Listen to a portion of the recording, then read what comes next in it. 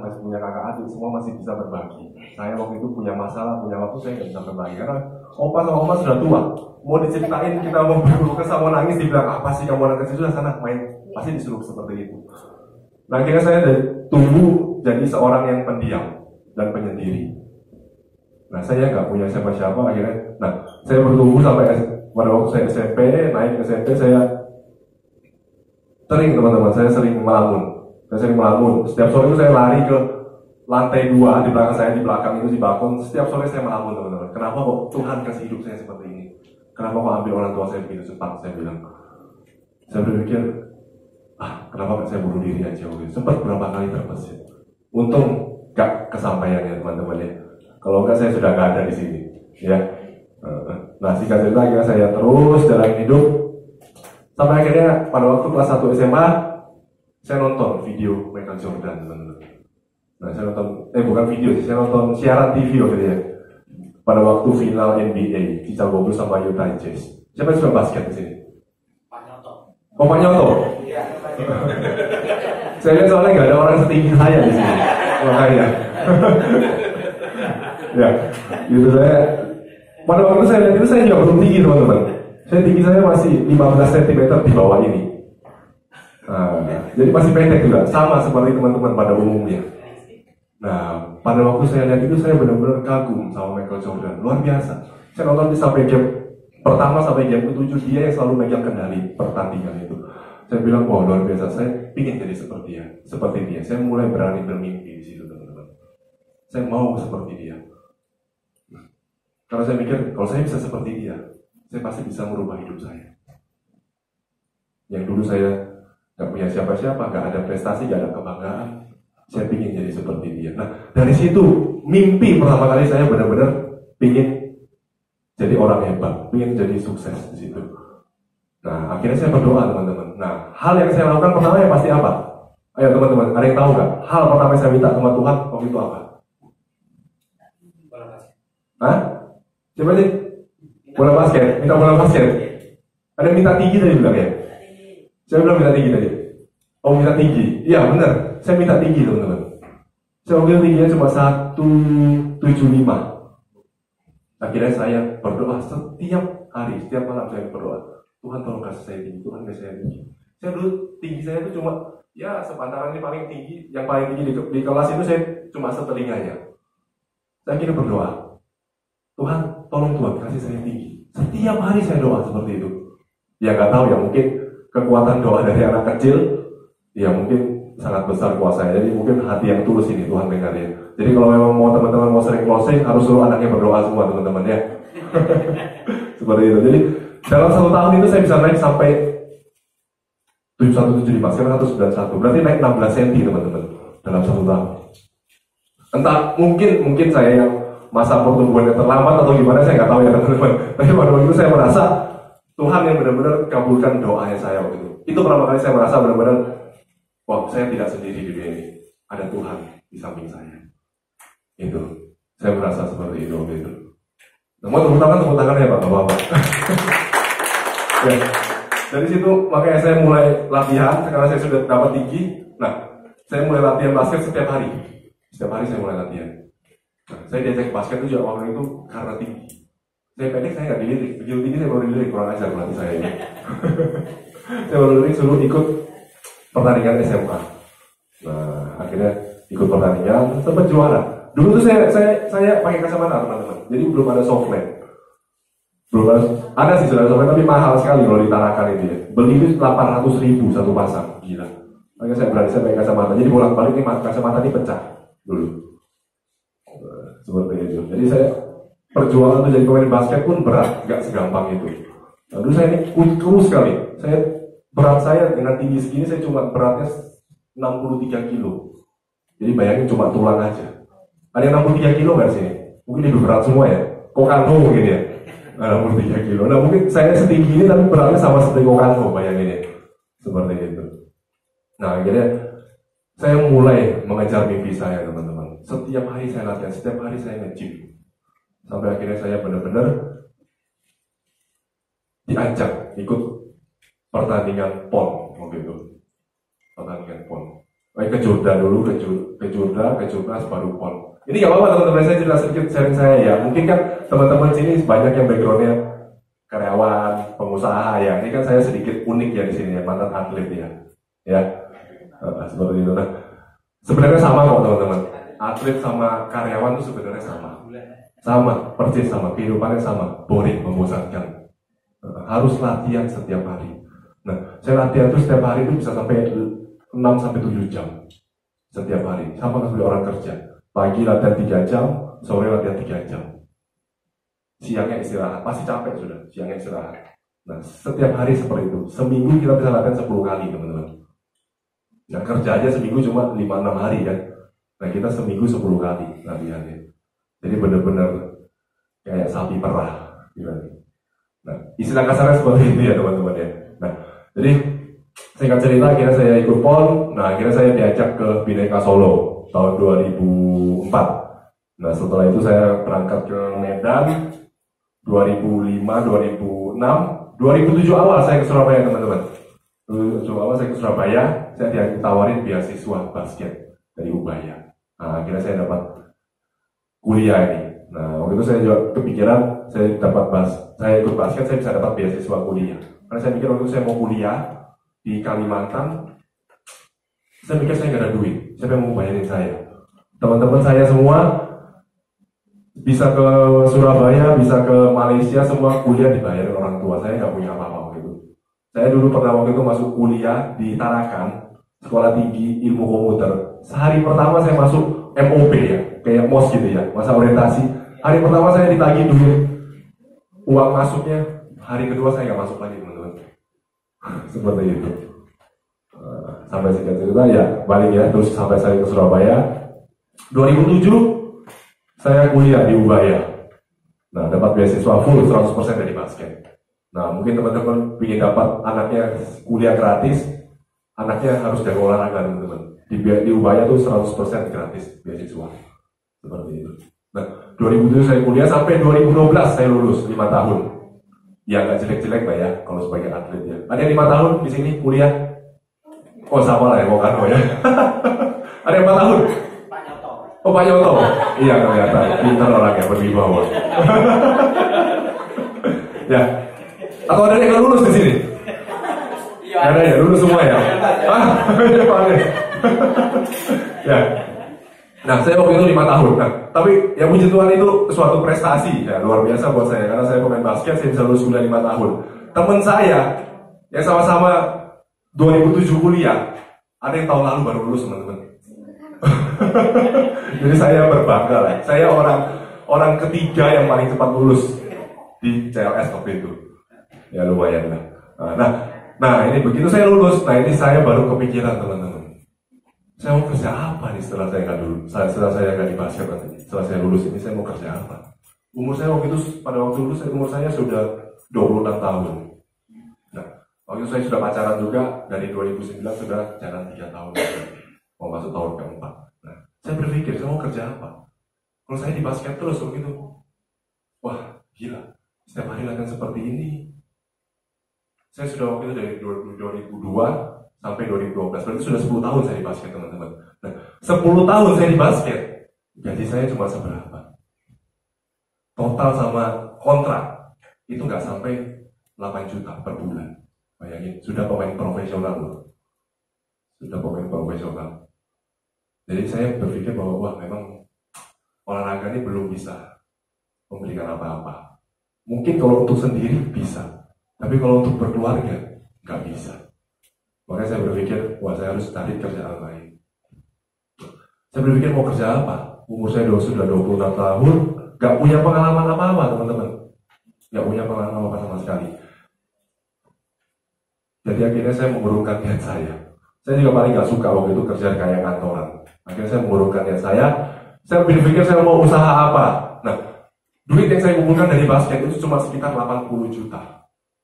Selama 10 tahun, saya cuma kumpulkan 80 juta. Dari bonus, menang, dari apapun. Saya cuma dapat 80 juta. Saya pikir mau usaha apa ya? Mungkin background keluarga saya yang dari mama dan papa itu semua pedagang. Nah, saya pikir saya mau usaha apa? Mau kulakan barang, mau sewa rumah 80 juta pasti sudah nggak cukup. Akhirnya saya murungkan niat saya lagi untuk jadi pedagang atau pengusaha. Ini saya berdoa lagi teman-teman. Selama 1 bulan saya berdoa, Tuhan tolong tunjukkan jalan. Apa yang harus saya lakukan setelah saya nggak di basket? Saya setiap hari berdoa. Akhirnya Tuhan tunjukkan jalan lagi. Nah itu leader saya tahu yang botak tadi ya, teman-teman. Jangan sampai yang saya bilang dia botak ya. Dia teman sekamar saya teman-teman pada waktu di basket. Nah saya sering lihat dia, kok setelah saya latihan dia cepat-cepat bergegas pakai baju bagus, akhirnya keluar lagi, sebelum latihan dia balik lagi teman-teman. Akhirnya saya memberanikan diri tanya, kok ini kerja apa sih? Setiap hari warawiri, sibuk, ya kan, sampai basket pun dia sudah mulai nggak konsentrasi waktu itu teman-teman. Akhirnya saya memberanikan diri tanya, ya saya kerja prudent, yang waktu saya cerita ke kamu itu, dia bilang, oh ya, saya sebelumnya sudah jadi nasabahnya dia, jadi teman-teman basket satu CLS itu semua sudah di prospek sama dia. Nah, jadi begitu saya jadi agent pun saya bingung, nggak tahu prospek siapa kan gitu. Jadi yang saya prospek itu pacar-pacar teman basket begitu. Saya prospek masuk ke pacar-pacar. Nah, oke itu ya. Kemudian saya tanya, nah kok gimana sih di Prudensial? Oke cerita. Ya saya cuma tertarik dalam 5 tahun itu bisa 100 juta gitu. Saya cuma tertarik gitu. Jadi saya ingin benar-benar merubah hidup saya teman-teman. Nah terus dapat tuntutan juga dari pacar. Ayo kamu kapan mau kawinin saya? Seperti itu. Nah makanya itu yang buat saya, ya sudah gak ada kepikiran, gak ada jalan lain. Akhirnya saya cemplungin aja di Prudensial. Nah, saya join November 2012 teman-teman. Saya join November 2012. Saya gak langsung jalan kok. Karena saya ini orangnya tertutup. Saya introvert. Saya tuh pemalu sekali. Dulu mungkin kalau dilihat Pak Kanus gini, saya sudah malu. Saya gak berani sudah ngomong apa-apa. Saya gemetar seperti itu. Nah, itu perjuangan selama 6 bulan. Sampai April 2013 baru saya closing case pertama saya. Jadi 6 bulan itu perjuangan melawan diri saya sendiri. Mau maju nggak, mau prospek nggak. Itu terus yang dipikirkan setiap hari. Mau ngomong apa? Kalau orang yang ngomong ini, saya ngomong apa? Udah takut duluan, teman-teman. Jadi 1001 alasan sudah kepikiran. Padahal belum satu langkah pun belum maju. Seperti itu. Nah akhirnya benar-benar saya mau jalan waktu itu. Kenapa? Pacar saya kasih saya ultimatum. Kamu mau sampai kapan seperti ini? Kalau enggak ya kita putus aja. Mati. Mikir waktu itu, waduh. Kalau nggak lari ini digigit jadi sama anjing di belakang nih kan. Akhirnya lari mau nggak mau. Akhirnya berusaha berpikir keras. Ya udahlah, coba saya jalan. Akhirnya itu momentum saya bangkit di situ teman-teman. Saya mau jalan. Nah, akhirnya saya mau jalan. Saya mulai ikutin sistem training yang ada di kantor. Saya mulai ngomong sama leader saya mulai datang setiap Senin ikutin M3, M2, saya datang terus teman-teman. Nah dari situ saya belajar terus. Nah, saya langsung masuk ke materi ya teman-teman ya. Yuk. Nah, kesuksesan adalah hak semua orang. Success is my right. Kesuksesan bukan milik orang-orang tertentu. Kesuksesan milik Anda, milik saya, dan milik siapa saja yang benar-benar menyadari, menginginkan dan memperjuangkan dengan sepenuh hati. Nah, siapa yang ingin sukses teman-teman di sini? Pasti semua ya. Nah, tapi dan semua dari kita ini benar-benar nggak pingin, benar-benar sadar nggak, benar-benar ingin nggak, benar-benar pingin memperjuangkan nggak dengan sepenuh hati? Kadang cuma iya di mulut tapi nggak di hati. Benar nggak? Sering nggak kita ikut kelas-kelas seperti ini, ikut M3, ikut M2, kita semangatnya hari ini aja. Besok kendor lagi. Iya kan? Ya, saya juga begitu loh teman-teman. Pasti, semua leader hebat, ya pasti semua mengalami seperti itu. Pastilah, namanya juga manusia pasti ada jatuh bangunnya. Sama, saya juga seperti itu. Tapi kembali lagi, kita harus benar-benar sadar teman-teman. Kita harus benar-benar ingin. Seperti itu. Nah itu yang buat saya benar-benar jalan. Karena saya benar-benar pingin nih, bisa menikah dengan biaya sendiri. Kalau enggak gimana? Dapat dari basket waktu itu per bulan cuma 4 juta, 5 juta. Mau sewa waktu itu sudah pergi ke pameran wedding, total semua 200 juta teman-teman. Gila gak? Istri saya, calon istri saya waktu itu sudah bilang, dia bilang, saya ingin married seperti seorang putri, dia bilang. Mati begini, jadi nggak bisa kawin biasa-biasa, nggak bisa prasmanan ini ya. Jadi akhirnya saya, waduh, ya udah saya berjuang gitu. Nah, saya cuma minta waktu sama dia, ya udah kasih saya waktu deh. Nah, dia juga orang pertama yang menentang saya teman-teman di Prudential.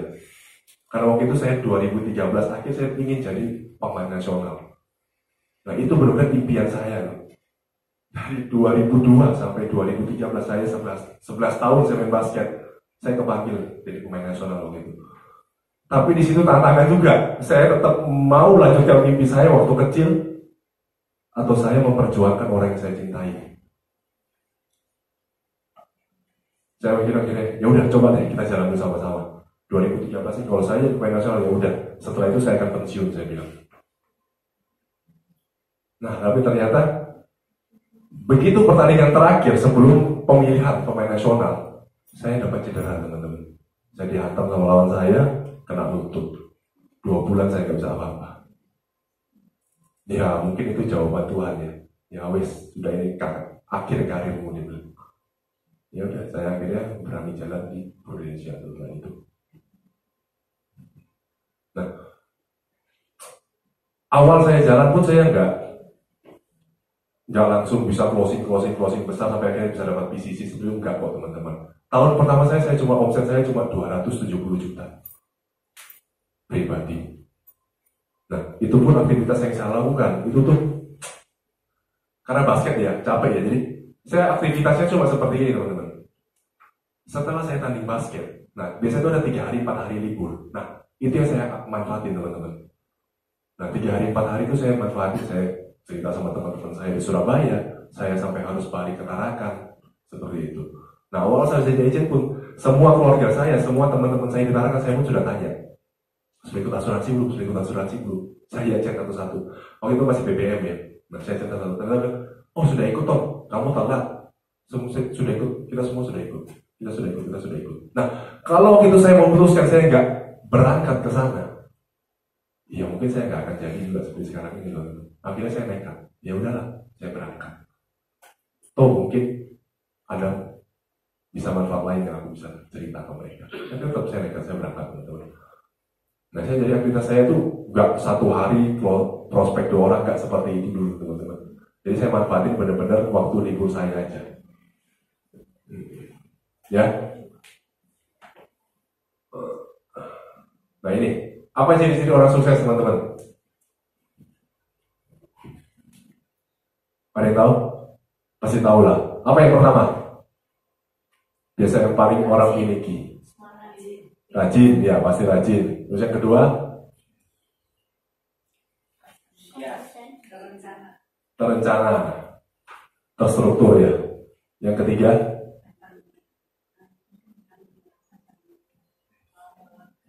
Mau melangkah, mau mencoba. Ya. Yang keempat? Komitmen. Nah, kalau menurut saya sih yang paling pertama yang harus kita miliki di sini ya percaya diri sih teman-teman. Percaya diri. Kalau kita nggak punya percaya diri, susah loh mau maju di sini. Saya waktu itu mau ketemu, mau cerita, mau prospek itu ya. Saya balik ke Tarakan, saya mau prospek paman saya sendiri waktu itu. Saya diajak makan sampai makanan itu semua habis, saya nggak berani ngomong teman-teman. Bibir ini gemeter terus. Mau ngomong ini nggak keluar rasanya, kayaknya dikunci. Saya mau prospek di pasar Atung kan, di luar kan ada yang toko mainan salah satu tuh. Nah itu ada salah satu kenalan saya. Saya mau ke sana sampai saya keliling 3 kali pasar Atung, saya akhirnya pulang teman-teman. Saya nggak jadi sampai seperti itu. Nah itu awal-awal saya jadi agent teman-teman. Saya benar-benar penakut gitu ketemu orang. Nah apa yang lanjut paman saya Tarakan itu, saya akhirnya memberanikan diri. Ya udah, mau nggak mau saya harus ngomong ini. Kalau enggak, saya nggak akan kawin. Saya cuma mikir itu. Kalau enggak saya nggak kawin. Saya cuma mikir itu. Akhirnya saya berani ngomong. Saya panggil Q ada ikut asuransi ya. Sampai akhirnya berani keluar. Saya bilang, oh iya, kenapa toh? Nah, ternyata beda ya. Yang mikir takut dimarahin, takut apa ya. Tapi ternyata enggak. Ternyata anggapannya beda loh. Dan ternyata ketakutan yang kita pikirkan ini terlalu banyak, ini ternyata nggak kejadian sama sekali. Nah itu ternyata cuma mindsetnya kita, cuma pikiran negatifnya kita teman-teman. seperti itu. Akhirnya dia bilang, oh kenapa toh? Iya, iya kebetulan saya Tony sekarang di Prudential. Oh iya, oh terus aku tanya lagi, itu sudah ikut asuransi apa? Ya seperti itu. Oh kemarin ada ikut, tahun lalu ada ikut Allianz gini. Oh ngomong ingat gak manfaatnya? Ya sama lah seperti itu kan. Oh ingat manfaatnya.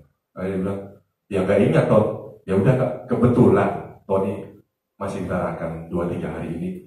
Coba besok Tony ke rumah deh, Tony bantu dia. Ya, bilang seperti itu. Oh iya udah datang aja besok malam. Akhirnya cuma seperti itu awalnya teman-teman.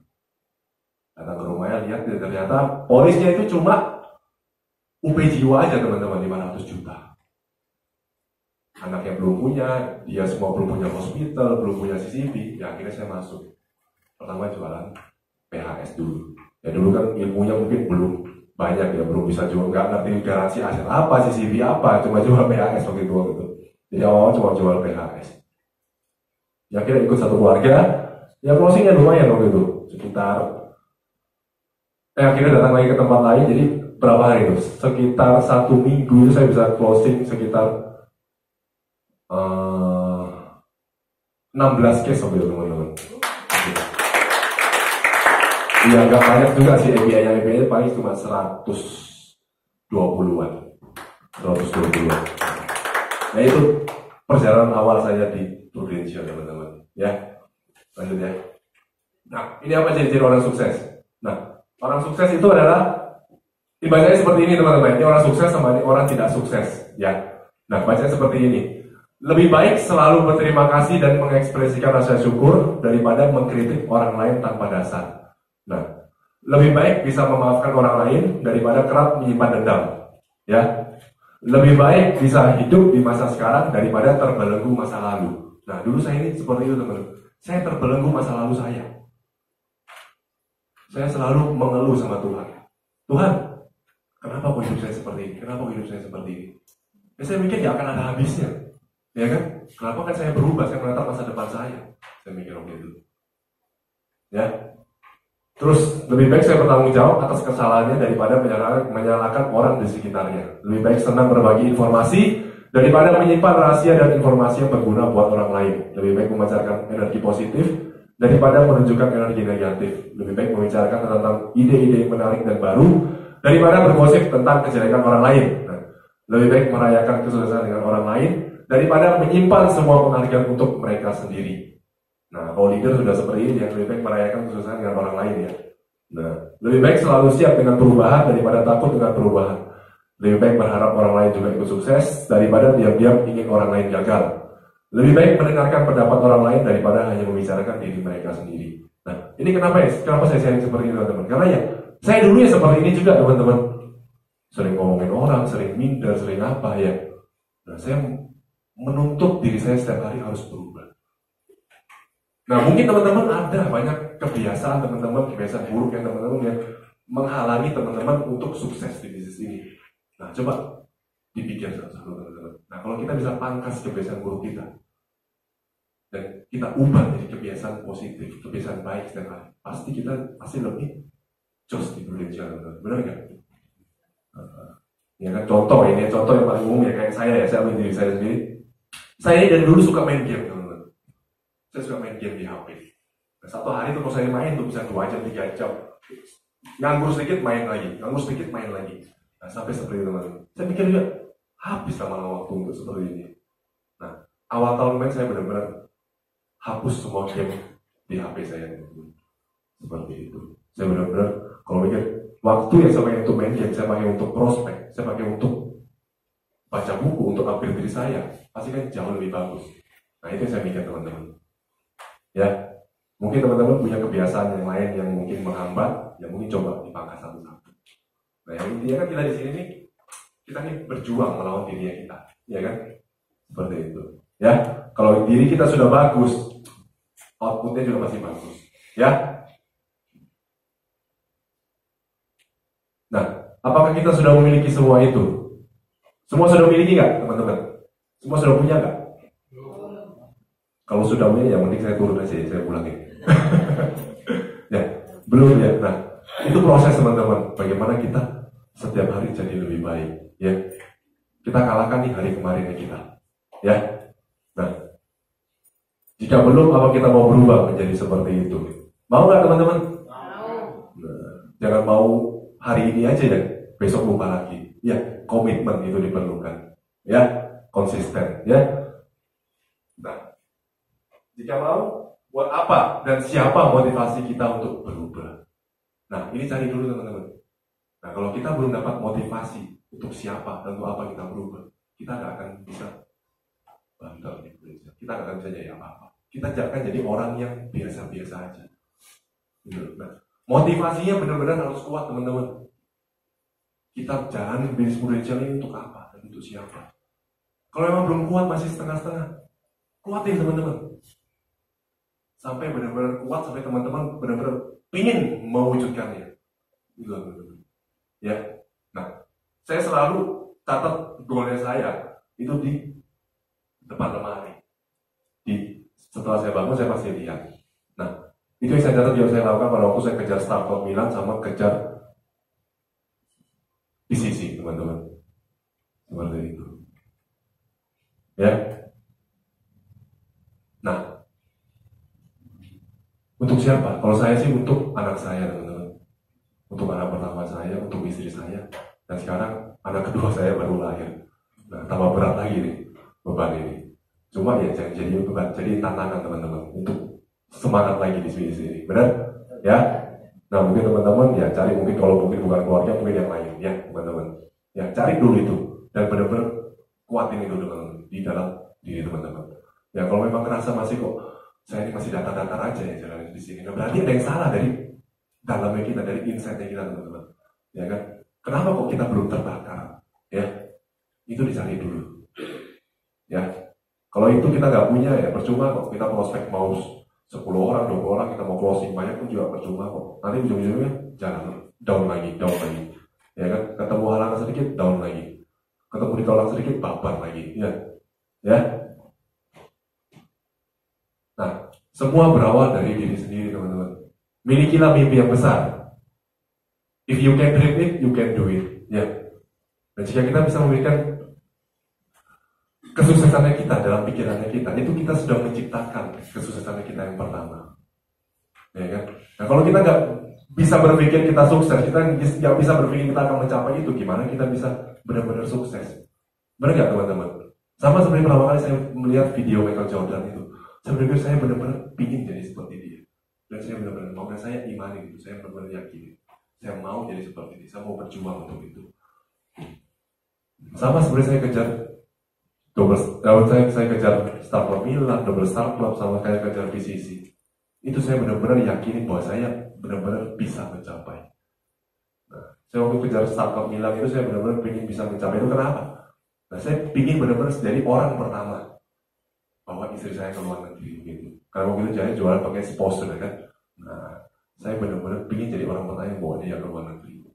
Karena saya kasihan teman-teman, lihat pasportnya itu dari 5 tahun yang lalu sampai sekarang sudah buat lagi gak ada TikTok teman-teman. Kasihan ya teman-teman. Sampai perpanjang lagi gak TikTok lagi teman-teman. Jadi saya ingin jadi orang yang pertama bawa dia ke luar negeri, langsung ke Eropa lagi gitu. Nah itu biasanya, benar-benar makanya saya berjuang. Ya. Nah terus, 2015 saya cuma capai SUM teman-teman. Nah kenapa? Saya dulu di basket dapat income cuma 6 juta, 7 juta. Saya sudah puas. Nah begitu berusia langsung 10 juta. Waktu itu startup ya bisa 10 juta, 15 juta ya kan. Nah akhirnya saya sudah puas. Saya dapat 2 kali lipat sudah puas. Nah itu yang buat saya puas, akhirnya saya main game lagi. Kebiasaan awal kembali lagi. Nah jangan ditiru teman-teman ya. Nah itu. Akhirnya saya waktu itu cuma SUM. Nah 2016 akhirnya saya ingin kembali lagi. Kenapa? Nah istri saya bilang, saya ingin ke Auckland, mati. Makanya itu saya paling takut teman-teman. Kalau setiap kali trip keluar, itu saya paling takut ngomong ke istri saya. Pasti dia suruh kejar, teman. Kalau dia suruh kejar, waduh, setiap hari dia selalu ingetin saya, teman-teman. Nah itu gunanya pasangan juga harus jadi alarm yang ingetin kita setiap hari, teman-teman. Ya, kalau bisa bawa pasangannya ke bisnis ini, ya. Nah, puji Tuhan ya, tahun ini pasangan saya resign teman-teman dari Sambur. Ya, dia berani ninggalin income-nya 30 juta hanya untuk barengin saya di Prudential. Padahal gak gampang loh, dia sudah 8 tahun loh di sana, dari 2010. Jadi dia itu juga melihat sih percepatan income di Prudential ya jauh lebih cepat daripada dia kerja jadi karyawan ikut orang. Dia 8 tahun cuma sampai 30 juta. Saya kemarin ya lumayan bisa nyalip sampai 3 kali lipatnya dia. Sempat mencapai itu teman-teman. Nah, perbesar kapasitas diri dan layakan diri kita untuk sukses. Nah, banyak nggak teman-teman kita lihat di sini background apapun bisa sukses di Prudential. Bukan cuma dokter, bukan cuma orang-orang pintar, bukan cuma pengusaha, tapi banyak nggak hari ini kita lihat yang petani, tukang sayur, ya kan, yang background jauh di bawah kita, tapi mereka bisa sukses luar biasa, bahkan lebih hebat dari kita. Nah, pertanyaan jawabannya cuma satu teman-teman, mereka melayakkan diri mereka untuk sukses teman-teman, dan mereka memperbesar kapasitas dirinya mereka. Saya waktu berangkat Double Star Club Auckland, saya ketemu satu orang yang luar biasa menurut saya ya teman-teman. Itu seorang tukang sayur namanya Baharudin. Mungkin kok kamu tahu ya, orang Jakarta. Nah dia ini bukan orang Jakarta sih, dia di perantauan dari Bima, dia perantauan ke Jakarta. Saya dengar ceritanya, saya benar-benar cerita itu menginspirasi saya teman-teman. Nah saya ini kan dari 2013 sampai tahun lalu kan saya ini produser terus teman-teman. Saya berjuang sendiri. Saya tanya dia, kamu gimana handle timmu? Saya tanya dia, kok akhirnya kamu bisa dapat easy leader. Waktu dia dapat easy leader teman-teman, berangkat ke Auckland itu. Saya tanya ke dia, kamu gimana? Dia bilang, ya kuncinya cuma satu kok. Perbesar visinya kita sebagai leader. Ya, kalau kita mau grup kita besar, yang visinya kita sebagai leader harus besar dulu. Nah itu saya nangkap, wow. Padahal orangnya cuma segini saya loh teman-teman. Cuma segini saya. Saya bukan ngejek ya, maksudnya orangnya kecil tapi ternyata mindsetnya itu besar sekali, visinya itu besar sekali, kalah sama saya kalah, saya jauh sekali sama dia. Saya mungkin kelihatan besar tapi ternyata mungkin mindsetnya wadah saya masih kecil teman-teman. Nah itu loh teman-teman. Jadi semua orang kita bisa sukses di sini teman-teman. Gak peduli masa lalu kita seperti apa, ya semua pasti bisa sukses tergantung visinya kita sebesar apa, ya. Semua orang bisa jadi seperti kamu di depan sini, ya kan? Pasti bisa. Konyoto bisa closing segitu, teman-teman semua pasti bisa. Ya, itu yang juga saya selalu yakini bahwa leader saya bisa startup, leader saya bisa PCC, saya juga pasti bisa. Itu yang saya mikir, saya harus bisa seperti dia. Nah itu yang bawa saya buat pembuktian diri, saya ingin seperti dia, teman-teman. Nah harus ada seperti dia, harus ada gregetnya teman-teman ya. Nah fokus dan imani bahwa Prudential adalah takdir dan satu-satunya jalan yang sudah Tuhan siapkan untuk kita sukses. Ya fokus teman-teman, harus fokus di sini. Ya lupakan kiri kanan, please fokus aja sama jalannya teman di sini. Ya teman, Tuhan sudah tempatin teman-teman semua di sini pasti ada maksud dan tujuannya. Ya saya juga percaya seperti itu. Nah, makanya saya juga yakin bahwa Prudential ini jawaban Tuhan dari saya. Jawaban Tuhan atas doa saya. Ya. Nah, selalu bawa dalam doa setiap hari. Apa saja yang kamu minta dan doakan, percayalah bahwa kamu telah menerimanya. Maka hal itu akan diberikan kepadamu. Banyak gak teman-teman kita dari hari ini kita prospek, ya kan? Kita ngerasa ditolak, ya kan? Kita ngerasa, wah, kok susah ya closingnya? Percaya teman-teman, pasti akan closing. Tapi mungkin bukan waktu yang hari ini ya. Mungkin bisa 2 tahun, 3 tahun lagi, bahkan Konyoto bilang bisa 10 tahun lagi. Ya kan? Nah yang penting kita tabur aja terus gitu teman-teman.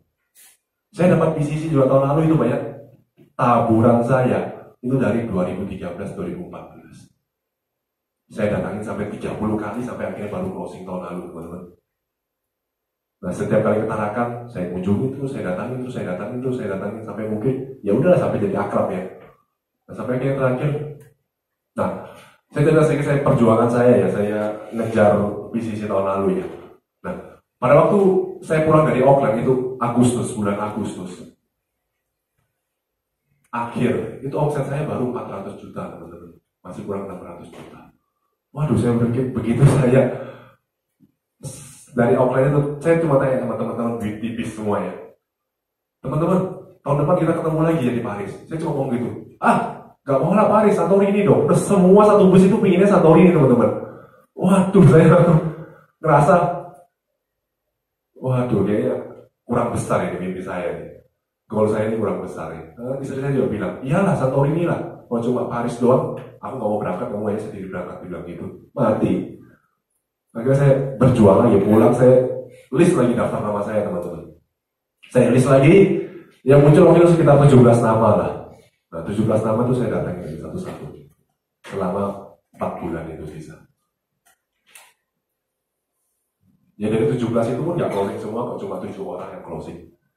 Nah kembali lagi kan, ke aktivitasnya kita. Ya, kita mau prospek, kita mau follow up kan. Yang paling penting kan di follow up ya sebenarnya. Gitu loh. Kita prospek, ternyata kita nggak follow up ya sama aja, nanti dituai sama agent lain. Benar nggak teman-teman? Ya. Nah itu lanjut lagi, nah itu sampai November itu saya masih kurang omset sekitar 270 juta teman-teman. Nah, saya berdoa siapa lagi, sudah nggak ada nama. Ya akhirnya itu saya berdoa, Tuhan kasih jawaban lagi. Saya ditelepon tiba-tiba. Ya sama yang nasabah saya prospek 30 kali itu nggak closing. Ini telepon tiba-tiba, ditanyain, cuma tanya gini, dia bilang, Ton, ini kok polis saya kok sudah 10 tahun, sudah 11 tahun, tapi kok masih kedebek. Saya bilang, nggak diinfokan masuk sama agentnya. Enggak. Nah itu susuk harus cuti premi dulu, atau harus agentnya infokan, aku lupa cara bayar dulu ke tunai, ke cash atau gitu. Akhirnya bilang, harus seperti itu ya. Ya udah, nggak apa-apa, coba polisnya bawa, kasih lihat saya. Nah, susu di mana nih? Kebetulan saya di Surabaya. Ya udah, akhirnya janjian ketemu di TP. Saya bawa home servicing agent sudah waktu saya siap-siap kan. Nah, saya tanya, sampai sana saya tanya, ini agentnya masih aktif ya? Ternyata sudah nggak aktif. Ya udah, saya langsung pindah ke saya. Nah, saya proses, saya lihat, ternyata dana tunainya itu sudah sampai 280 juta. Nah, ya saya datang lagi, saya bawa langsung proposal CCP, teman-teman. Saya datang bawa proposal CCP. Nah, waktu saya buat CCP 1M untuk dia, karena usianya sudah tua, sudah 57 tahun. CCP 1M nya 8 juta per bulan. Nah, saya bawa ke sana, saya cerita soal garansi aset atau seperti konyoto seperti itu. Nah, akhirnya dia tertarik, ya udah ikut. Nah, ikut terus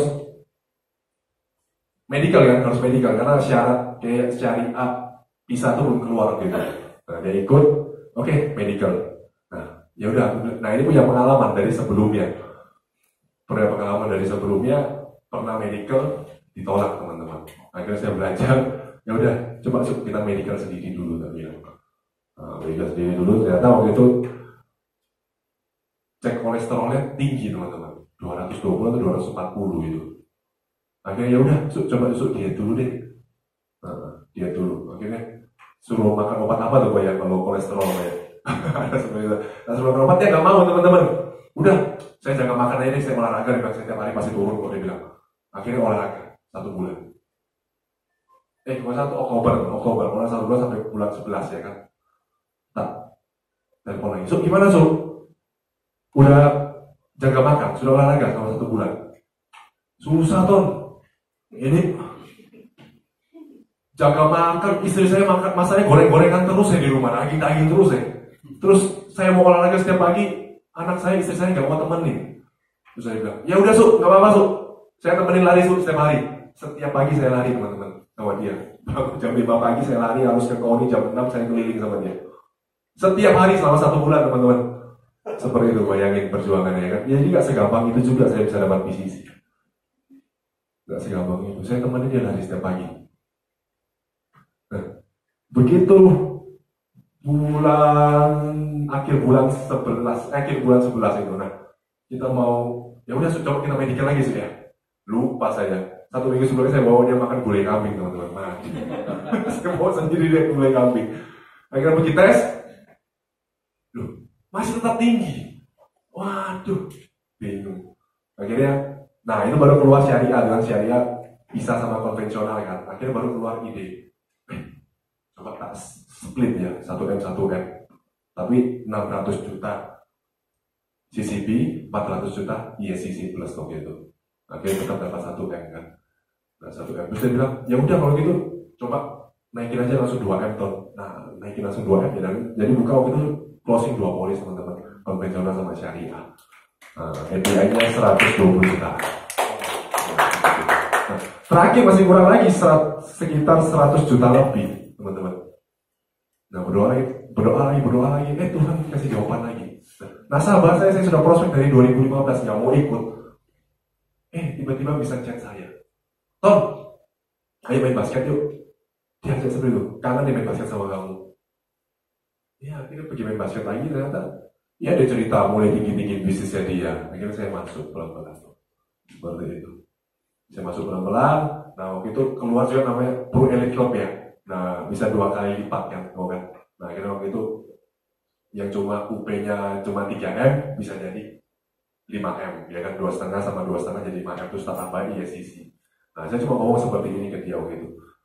Saya ngajak ketemu, saya janji akhirnya kita ketemu di Cito, kita janjian, saya cuma ngomong gini. Saya ngomong selama 2 jam itu saya cuma dengerin bisnisnya dia, cerita apa dia kan orangnya suka tinggi diri ya.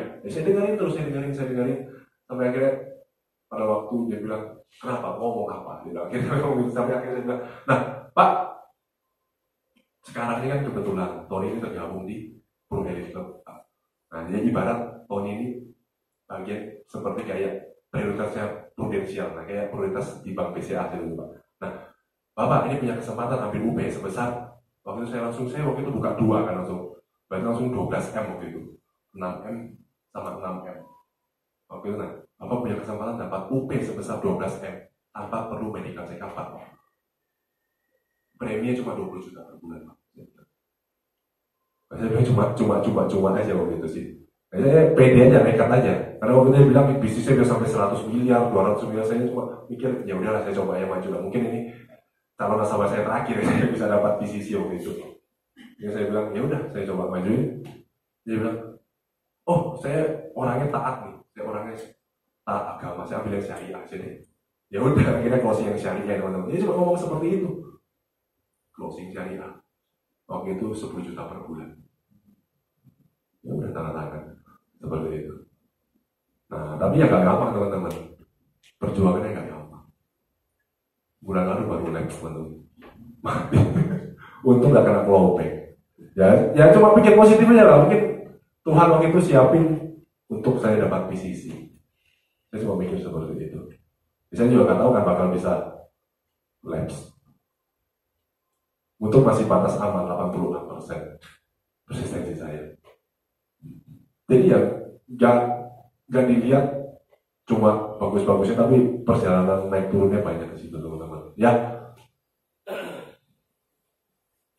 Nah, yang ketiga komitmen dan konsisten melalui prosesnya. Nah, ini karena proses dari setiap orang itu pasti berbeda. Ya, proses yang saya lalui mungkin berbeda dengan proses yang kau kan alami. Mungkin beda dengan kau Yoto alami. Ya, mungkin proses dari kita semua ini beda. Mungkin cara kita untuk mencapai sukses itu juga beda. Ya kan? Jalannya juga mungkin sedikit berbeda. Tapi percaya teman-teman, tujuannya kita sama semua di sini teman-teman. Benar nggak? Kita semua pasti ingin jadi adik, kita ingin jadi besar, jadi orang besar, ingin sukses luar biasa di sini ya. Kita ingin kaya raya, bisa punya manfaat untuk keluarga dan teman-teman kita, bahkan timnya kita. Ya, itu tujuannya kita di sini ya. Nah, if you don't practice, you don't deserve to win. Nah, jika kita tidak latihan, kita tidak layak untuk menang. Ya, jika kita tidak prospek, ya kita tidak layak untuk closing. Benar nggak teman-teman? Ya.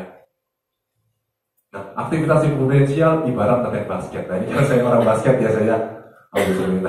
Suka atau tidak, capek atau tidak, ya tetap harus latihan. Capek atau tidak, suka atau tidak, ya tetap harus prospek. Ya, ibarat sama kayak karyawan lah kita di sini ya. Kayak kita karyawan, satu hari kita kerja 8 jam, 5 hari kita kerja 40 jam. Kalau kita capek, kita bisa nggak bilang sama bosnya kita, bos saya izin dulu, bosnya saya nggak masuk. Ya mungkin 1-2 kali bisa. Sebulan nggak masuk, dipecat nggak teman-teman? Ya dipecat, ya kan? Nah itu konsistennya kita, kerja kita sebagai karyawan, kita bawa di prudensial teman-teman. Ya kan? Setiap hari kita lakukan harus latihan, harus prospek. Nah itu yang saya bawa habit saya pada waktu saya latihan di basket, saya bawa habit saya di prudensial juga. Mentalnya saya bawa ke prudensial. Ya. Nah ini, jika sukses itu mudah, maka semua orang sudah kaya hari ini. Banyak orang yang selalu melihat hasil, tapi tidak melihat proses yang sudah dilalui. Fokuslah pada proses, bukan pada hasil akhir. Jika prosesnya benar, maka hasilnya juga pasti bagus. Proses yang benar pasti sulit dan tidak mudah. So, jika hari ini Anda merasa proses yang Anda lalui terasa berat dan susah, berarti Anda sedang dipersiapkan dan diubah untuk menjadi orang hebat. Trust the proses, teman-teman. Ya. Nah, thank you. Itu sedikit sharing dari saya. Semoga bermanfaat. Nah, ini mungkin saya ada tunjukin satu video. Siapkan pertanyaan ya, teman-teman. Habis video 3 pertanyaan saya buka.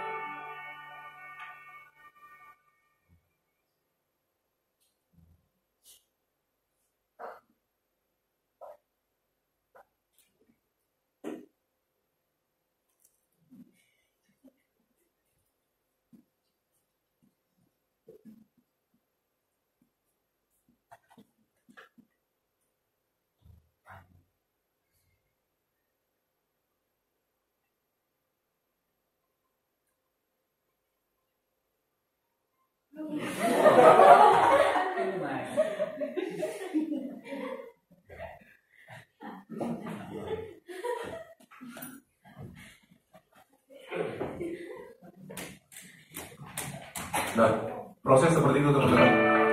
Ya, ada harga yang harus kita bayar, ya kan? Kita harus meninggalkan kesenangannya kita, ya kan? Kita harus mungkin sekali-sekali, atau mungkin kita harus ninggalin orang-orang yang kita sayangi dalam waktu sementara, ya kan? Untuk memperjuangkan mimpinya kita. Nah, itu yang harus kita lakukan teman-teman. Ya, lihat dia sampai belain makan nasi putih, ya kan? Sampai setiap hari dia temannya ajak main, dia main dingdong pun dia nggak mau, akhirnya mengurungkan untuk main, ya kan? Seperti itu teman-teman ya. Semoga maksudnya sharing dari saya semoga bisa bermanfaat. Ya, teman-teman semangat lagi. Oke, ada pertanyaan Mbak Ibu? Saya buka pertanyaan untuk teman-teman yang mau bertanya sama Pak Roni. Dari sebelah sini, Bu Devi mau tanya.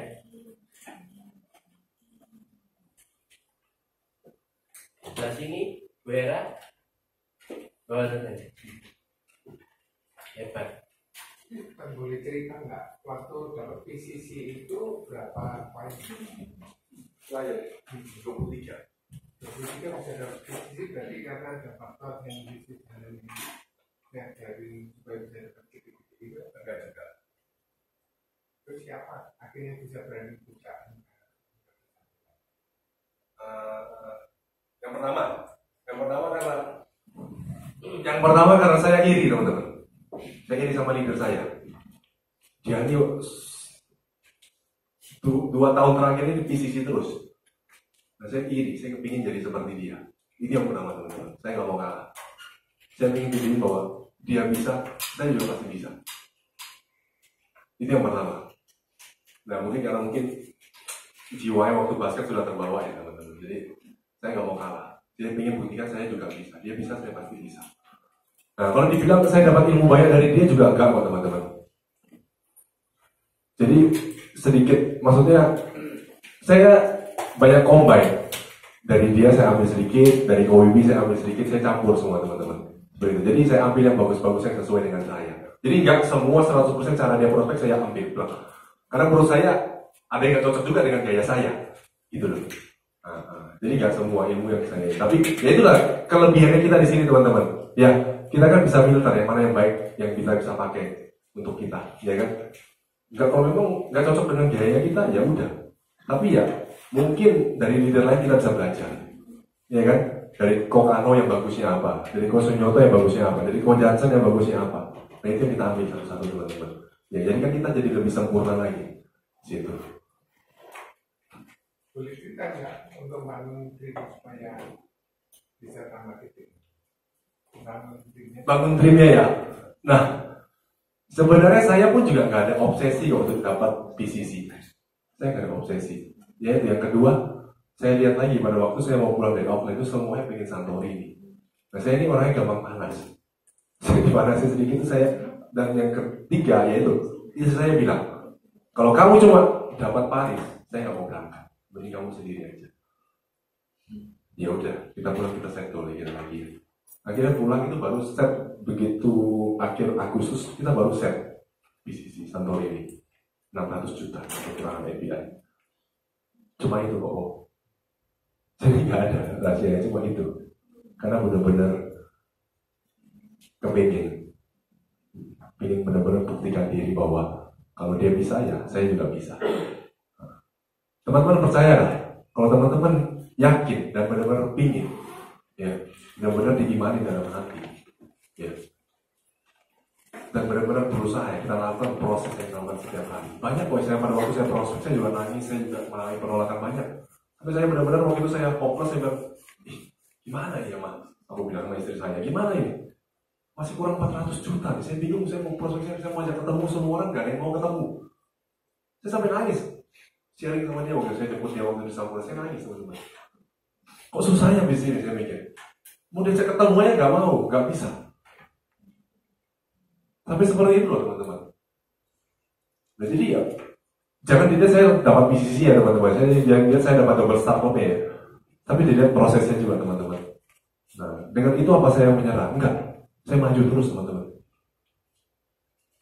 Waktu saya dapat double startup offline itu juga, saya balik ke Tarakan. Itu 2 minggu saya nggak dapat apa-apa teman-teman. Saya nggak dapat apa-apa.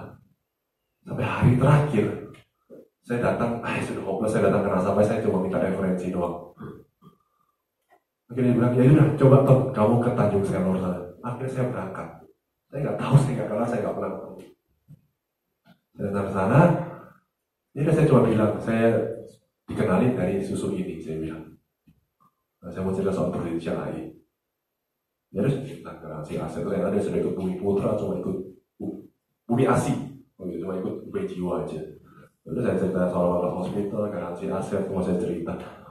Saya cerita akhirnya, ya puji Tuhan. Waktu itu closing 300 juta FPI teman-teman. Coba kami referensi. Saya nekat waktu itu naik speedboat 1,5 jam lagi dari Tarakan ke Tanjung Selor. Saya nekat. Padahal saya juga gak kenal. Ya udah saya nekat lah, saya pergi. Nah itu loh harga yang harus saya bayar teman-teman. Ya, kalau saya waktu itu nggak berangkat, ya mungkin nggak dapat. Saya mungkin nggak dapat double staffing. Itu satu keluarga 8 orang nyumbangin EPS saya 600 juta waktu itu. Closing akhirnya saya baru closing akhirnya dia bilang ya udah toh. Tapi itu nggak mudah loh teman-teman ya. Suami istri waktu itu closing sama anaknya 2. Papa mamanya harus medical.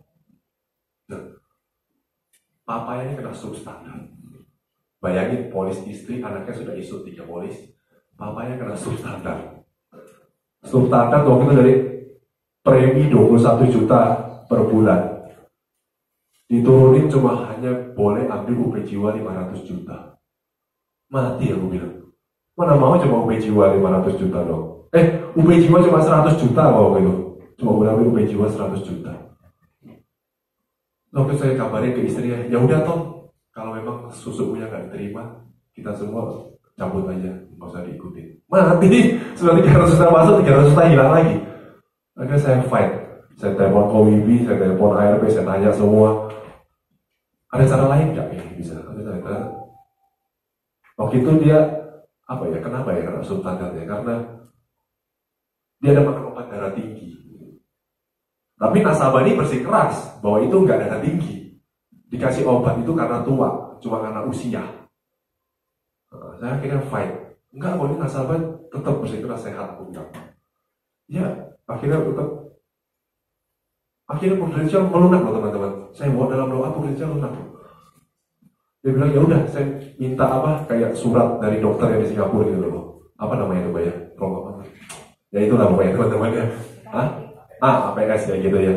Jadi buat pernyataan dari dokternya bahwa nasabah ini benar-benar dikasih obat karena tua, bukan karena sakit. Akhirnya dikirim. Saya kirim balik, saya terima, saya kirim ke Prudential. Disetujui itu. Cuma naik premi 500.000, jadi 21.500.000. Lagi puji Tuhan keterima. Nah, begitu keterima itu, ya udah toh. Kamu kapan ke Tanjung Selor lagi? Ya udah nanti tunggu polisi, jadi saya bawa semua masuk. Kamu bilang, ya udah saya bawa. Itu loh ada anakku di sebelah, coba kamu closing lagi 200 juta teman-teman. Ya itu makanya 300 sama 200 sekitar 600 juta saya dapat dari itu. Ya itu prosesnya nggak mudah teman-teman. Ada ketemu nasabah besar juga bukan gampang. Tantangannya juga fight-nya setelah itu biasanya, ya kan? Ada pertanyaan lagi? Ya, Kami bisa sharing ke kita kalau untuk perekrutan jadi membangun timnya itu sampai menjadi adik. Jujur saya single factor. Sampai hari. Enggak, saya memutuskan saya main tim baru awal tahun ini. Jadi kalau dibilang saya perebutan pun saya juga nggak jago-jago banget, tapi jago pasti Kokano lah. Saya single factor dari 2013 sampai 2017. Single factor. Kakinya ada lah, agent ada lah, 200 juta, 300 juta. Enggak, ada agent. Cuma nggak ada yang mau untuk promosi. Nggak ada yang mau untuk promosi. Jadi ada closing ya, agent ada yang 50, 90, 100 itu ada. Aktif. Tapi mereka nggak mau untuk jadi leader. Tahun ini saya mulai bangun, mau belajar lagi. Kenapa waktu itu? Karena saya mikir waktu itu agent saya nggak jalan, saya bisa kok jualan sendiri. Saya cuma mikir itu. Cuma ternyata itu salah kan. Saya selalu dengerin Owi bahwa itu salah. Akhirnya saya memutuskan tahun ini saya mau berubah. Ya saya lihat lagi seorang Baharudin yang tukang sayur itu aja, dia aja bisa kok grow. Kenapa saya nggak bisa? Mikir seperti itu. Berarti kan visinya saya, wadahnya saya sebagai leader belum besar. Itu aja. Itu perbesar dulu visi wadah kita sebagai leader, ya kan? Ya, kalau Herianto bilang ya, pemain yang paling penting ya siapa? Ya kita kan di sini. Ya itu, kita dulu, upgrade diri kita dulu yang paling penting. Itu sih Bu. Ada lagi? Ada? Oke, B+ sekali lagi untuk Bapak Menteri.